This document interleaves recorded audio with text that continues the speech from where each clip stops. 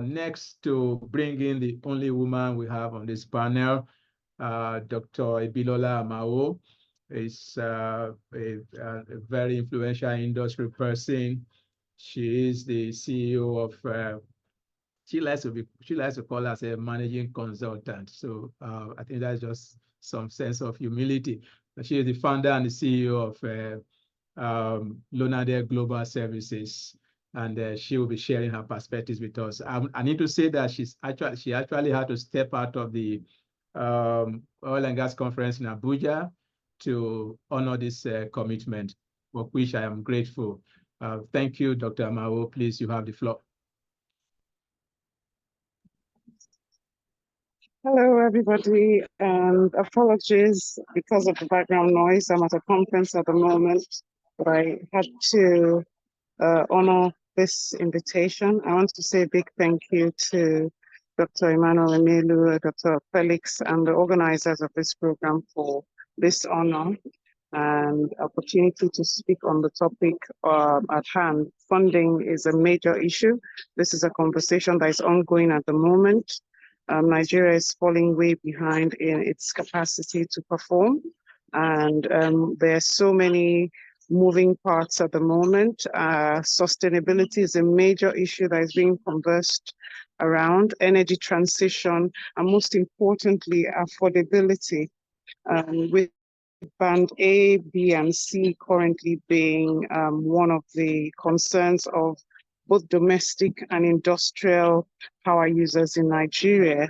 It's very embarrassing for every Nigerian in the energy sector to be confronted with the fact that we're a gas province.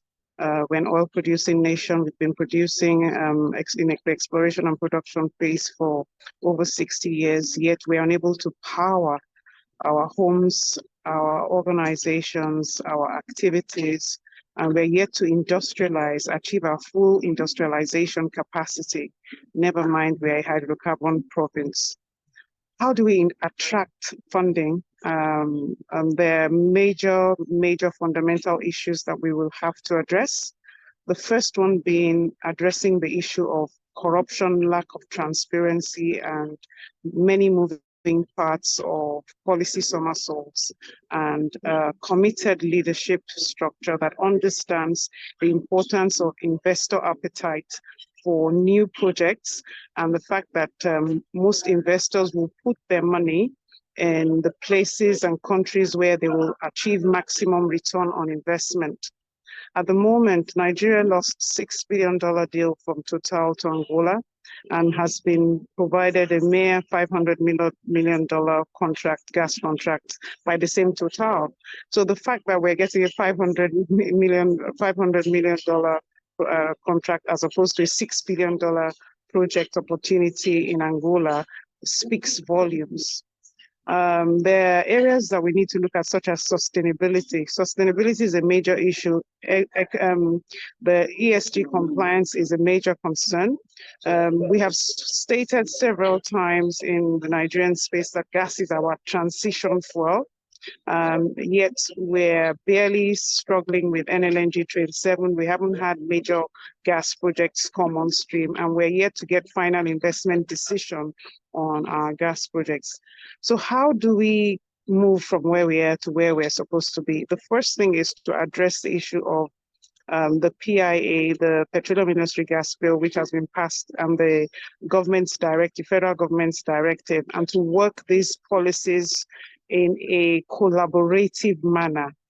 There's a need for integrated energy solutions whereby, apart from gas to power, apart from powering our activities with oil and gas, we need to begin to look at other energy contributors in the energy mix, solar, hydro, wind, geothermal. We need to begin to look at how do we access green funding, and how do we trade our carbon credits to be able to maximize and attract foreign direct investment to solve the problems we have in Nigeria. The good news is there's so many problems on the ground, and where people see problems, issues, and challenges, opportunities exist. So this is a good time for us to put our minds together have a long-term holistic strategic overview of how do we collaborate, cooperate, and coordinate our resources as Nigerians and Africans to address the energy poverty and energy unaffordability problems that confronts us as nations and citizens. So I'm hoping that as we progress in this conversation today, I'm sorry I've had to jump out of one meeting and there may be some background noise at the moment, that the various speakers will contribute their ideas about how they can bring their knowledge, experience, expertise, and network to the table, and how we can pull resources together and collaborate to be in a successful integrated solution and a provider of solutions that would help move our nations from energy poverty to energy wealth. And I hope that we would all look at this as our problem. We all need to take ownership of this problem, come together and collaborate to make a success of this journey. It's a journey, a long journey. We know we need to be honest, transparent, and collaborative about moving this journey forward. And I look forward to the contributions of other speakers so that at the end of the day, we're able to know how do we come together and develop the people, develop the capacity, the capability, competencies, and the skills that are required to pull our talents and our knowledge together to solve this energy crisis problem we have, and funding primarily, and make our problems worthy of attracting foreign direct investment and investment from in-country as well. Thank you very much. Thank you so much, Dr. Amao. We like the perspectives you have brought in, both as a Nigerian and African, and as also as investors that we are. I would think that that piece of information you placed down that about what Nigeria lost to Angola through just one IOC, just one, is quite mind-boggling. And I like also you said problems signify solutions, and that's why we are here